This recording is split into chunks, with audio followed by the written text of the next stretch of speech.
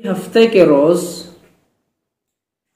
حضرت مولانا ابو القاسم صاحب نعمانی دامت برکاتہم محتمم دارالعلوم دیوبند کی زیارت کے لیے جانا ہوا۔ تقریباً 7 اگست میں عصر کی نماز کے بعد حضرت سے ملاقات ہوئی، حضرت کی مجلس میں شرکت ہوئی۔ وہاں تربیت الطالبین ایک کتاب جو ایک طالب علم حضرت کا مرید اس کتاب کو پڑھ رہا تھا، اس میں مولانا اشرف علی تھانوی رحمۃ اللہ علیہ کے اقوال تھے۔ لوگوں نے حضرت سے اپنی کارگزاریاں دریافت کی ہیں، معلوم کی ہیں خطوط کے ذریعے سے۔ تو حضرت والا سے کسی نے یوں فرمایا،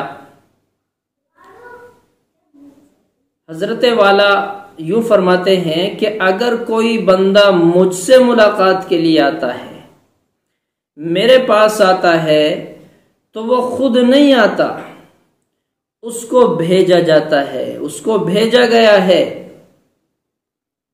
اللہ تبارک و تعالی نے بھیجا ہے، میری کوئی حیثیت نہیں،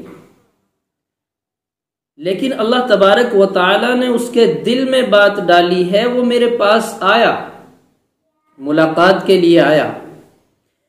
یہ میرا احسان نہیں کہ وہ میرے پاس آیا ہے، اس بندے کا احسان ہے جس کو اس رب نے بھیجا ہے کہ وہ چل کر میرے پاس آیا، یہ اس کا احسان ہے۔ ہم کو چاہیے کہ ہم اس کی ضیافت کریں، مہمان نوازی کریں، اس کو کسی طرح کی ہم سے تکلیف نہ ہو، دقت پریشانی نہ ہو۔ جتنی دیر بھی بیٹھیں، اللہ اور اس کے رسول کی باتیں ہوں، اس کا وقت بھی ضائع نہ ہو، ہمارا وقت بھی ضائع نہ ہو۔ حضرت نے بڑی کام کی بات فرمائی کہ کوئی شخص اگر کسی سے ملاقات کے لیے جاتا ہے، وہ خود نہیں جاتا، اس کو بھیجا جاتا ہے، رب بھیجتا ہے۔ تو اس لیے چاہیے کہ آنے والے کا احسان مانو۔